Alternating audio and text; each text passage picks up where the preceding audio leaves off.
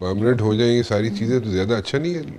ये सारे शिप श्री लंका और इधर उधर नहीं जाएंगे, ऐसे ही है ना मेरे ख्याल जी में? बिल्कुल.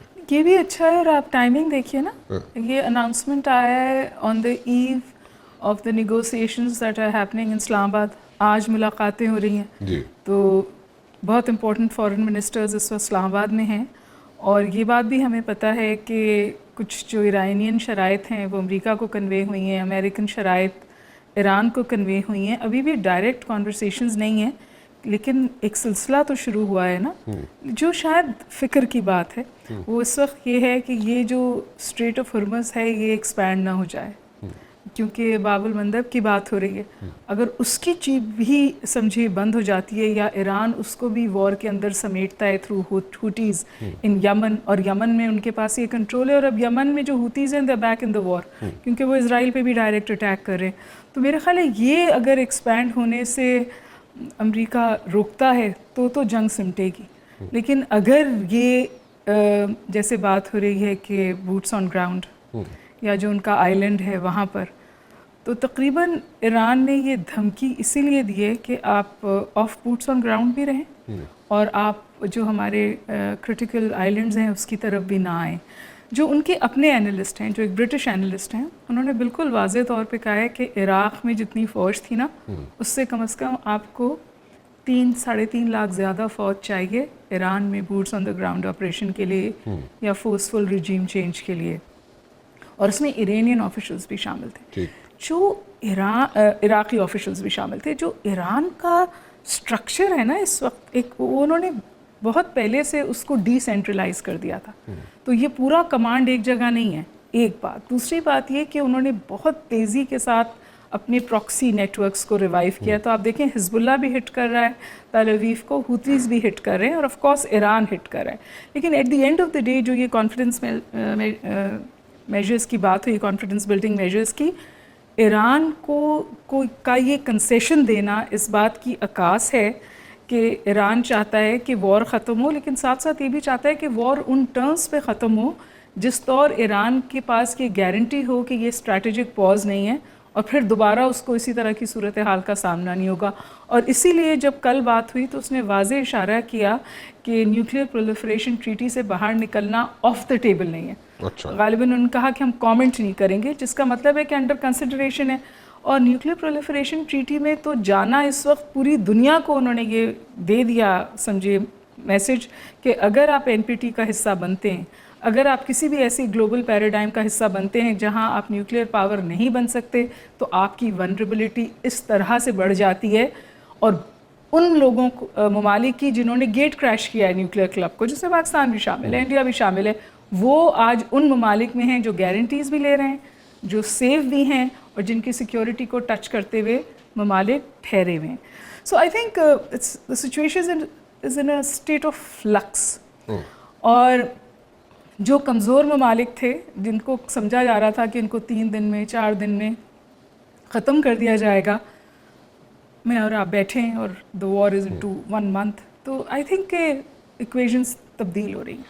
Are they weighing their options, still weighing their both options? Netanyahu and president Trump counted कि इसका मुख्तलिफ नतीजा निकलेगा इस सूरत हाल का, जो ट्रम्प को मिड टर्म इलेक्शंस की विक्ट्री देगा और नेतन्याहू को नेक्स्ट इलेक्शंस में, क्योंकि आपको पता है ना कि जून में एक इलेक्शन आ रहे, नेतन्याहू के नवंबर में मिड टर्म आ रहे हैं. लॉन्गेस्ट सर्विंग प्रेसिडेंट है इजराइल का, लॉन्गेस्ट सर्विंग प्राइम मिनिस्टर है. अच्छा, फिर उसके ऊपर जो चार्जेस हैं, अभी एक डॉक्यूमेंट्री आई है जिसमें लिखा है कि वो जो चार्जेस हैं उन पर भी और उनकी अहलिया पे भी वो ऐसे चार्जेस हैं कि वो जेल से बच नहीं सकते. तो उनकी तो जो पॉलिटिकल सर्वाइवल है ना, वो भी इसमें है कि वो आने वाले इलेक्शंस जीतें भी और इस तौर वो जेल से बाहर है. 2 दफ़ा ट्रम्प ये कोशिश कर चुका है कि वो चार्जेस उनके एब्जॉल्व हो जाएं, जो इजरायली कैबिनेट ने इनकार किया बिल्कुल वाज़े. आज as I speak to you सिर्फ अमेरिका में ज़बरदस्त प्रोटेस्ट नहीं हुई हैं ट्रम्प के ख़िलाफ़, और 3000 सिटीज़ में हुई हैं, और 7 लाख आदमी निकला है. बहुत बड़ा है. लोग कहते हैं वियतनाम में भी इतनी रेजिस्टेंस नहीं आई थी.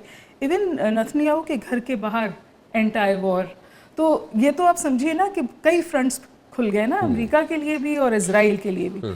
और जब अमेरिका में बिलखुसूस जब ओनरशिप लोगों की ख़त्म हो जाती है वॉर की, तो फिर कांग्रेस से पैसे نکلوانا بہت مشکل ہو جاتا ہے. $5 بلین مانگے ہوئے انہوں نے کانگریس سے. اکوپمنٹ بہت ایکسپینسو ہے نا, ہے بھی بہت American expensive. Israeli now equipment. People are seeing کہ آپ نے ہیلتھ کیئر بند کر دی, آپ نے تعلیم پہ پیسہ نہیں دیتے, اب بچوں کی نیوٹریشن کے پیسے نہیں دیتے, اور آپ $5 بلین ایک ایسی جنگ کے لیے مانگ رہے ہیں جو ہماری جنگ بھی نہیں ہے. So I think Trump wants to get out of the war, لیکن بالکل صحیح کہہ رہے ہیں سعید صاحب کہ کوئی ایگزٹ اسٹریٹجی نہیں مل رہی, اور ایگزٹ اسٹریٹجی ہے تو بہت ہیومنیٹنگ ہے. آپ you get into a conflict اور آپ کے پاس ایگزٹ اسٹریٹجی نہ ہو, یہ کیسے ہو سکتا ہے؟ آپ پھنس گئے نا, اس طرح نہیں چلی جس طرح چلنی چاہیے. وار گیمنگ ایسے چلتی نہیں. دیکھیں آپ نے بھی ماشاءاللہ انٹرویو کیا ہوا ہے, تو یو آر ویری رائٹ کہ ہر کام کی ایک ایگزٹ اسٹریٹجی ہوتی ہے. ایگزٹ اسٹریٹجی ہوتی ہے. پوری ایک وار کو وار گیم کیا جاتا ہے, اور اس میں جتنی کانٹیجنسیز ہوتی ہیں وہ ساری آپ نے ایمبیڈ کی ہوتی ہیں. تو میری ذاتی رائے میں یہ زیادہ پولیٹیکل پریشر یا مے بی کچھ اس کو ایپسٹین فائل سے بھی اس کو لنک اپ کرتے ہیں, تو accumulated together I think they went into the war very quickly. Venezuela کا انہوں نے ایک ٹیمپلیٹ اٹھایا اور اس کو انہوں نے کہا کہ شاید ادھر بھی وہی چل جائے گا, لیکن اٹ ڈنٹ ورک. وینزویلا یا عراق بھی کہتے ہیں, لیکن عراق میں بھی کم از کم they had coalition of the willing, یا تو کولیشن آف دا ان ولنگ ہے. یہاں پہ آسٹریلیا بیک آؤٹ کر گیا, جرمنی بیک آؤٹ کر گیا, نیٹو بیک آؤٹ کر گیا, سارے دنیا بیک آؤٹ کرنا شروع ہو گئی. جب عراق میں گئے تھے تو کولیشن آف ولنگ تو تھا, اگر یو این نے نہیں بھی ساتھ دیا تھا. تقریباً 25 ممالک اس وقت ان کے ساتھ تھے. یہ چونکہ انہوں نے آؤٹ آف کانگریس کیا, آؤٹ آف یو این کیا, آؤٹ آف نیٹو کیا. So this entire process was not actually debated with the coalition partners. So that's the reason the coalition partner اس میں سے علیحدہ ہو گئے ابھی, and they are finding themselves into position کہ انہیں نظر آ رہا ہے کہ یہ ایک ایسا سلسلہ چل نکلا ہے کہ this is a sinking boat. If we go on board تو وی ول بی گیٹ. صرف یہ سعید صاحب, بلکہ جو ان کے اتحادی تھے مڈل ایسٹ میں وہ سب انتہائی ونریبل ہو گئے, کیونکہ what is happening to U A E, what is happening to the Gulf states, even Saudi Arabia. کل آپ فگرز دے رہے تھے کہ میرے خیال میں 17 کے 18% جو ہٹ ہوا ہے وہ اسرائیل ہوا ہے, اور باقی ایران نے ہٹ کیا ہے, اور 83% جو ہے وہ گلف کنٹریز کو ہٹ کیا ہے انہوں نے ایران میں. اس کا مطلب ہے کہ جو امریکن کولیشن آف دا ولنگ تو چھوڑیں, جو ان کے اتحادی ہیں وہ بھی ٹارگٹس بن گئے نا, وہ بھی ونریبل ہو گئے. لیکن مجھے ایک بات سمجھائیں آپ لوگ, کیونکہ میں سمجھنا چاہتا ہوں. چلے ایگزٹ اسٹریٹجی تو ہمیں سمجھ آئے گی کہ بنی نہیں تھی, یا بنی تھی تو اس کا پلان بی نہیں تھا یا سی نہیں تھا, ایسے کہہ سکتے ہیں کہ پلان بی سی نہیں بنایا انہوں نے. چلے دے جمپڈ انٹو اٹ, اور دے تھاٹ کہ جیسے آپ کہہ رہے ہیں Venezuela and all those stuff, اس کو مائنڈ میں رکھا کہ جی اس طرح it's going to be a walkover. ٹھیک ہے, چلے ہو گیا. لیکن ابھی مجھے بتائیں, اتنی بڑی پاور اسرائیل, اتنی بڑی پاور امریکہ, اتنی بڑی پاور, اور وہ کیا مطلب کہ اسی طرح just put yourself in their shoes, وہ کیا اسی طرح دے لیٹ اٹ گو کہ جناب ٹھیک ہے ایران کو ہم واک اوور دے رہے ہیں؟ ایسے تو نہیں ہو سکتا. افغانستان میں کیا ہوا تھا نہیں, لیکن وہ تو 20 سال بعد ہوا, 20 سال بعد ہوا, یہاں ذرا جلدی ہو گیا. اور اب لوگ کہہ رہے ہیں کہ یہ پلے بک عراق یا وینزویلا کی نہیں ہے, یہ پلے بک اب ویتنام کی ہے, کیونکہ انٹرنل اونرشپ وار کے لیے نان ایگزسٹنس ہے. صرف میرے خیال ہے اس وقت امریکنز شاید چاہتے ہیں کہ exit from this war without humiliation, but Iran is going to draw its pound of flesh out of this. چلے فار دیٹ میٹر ایران اپنی گارنٹیز لے کے اس جنگ سے باہر نکلے گا.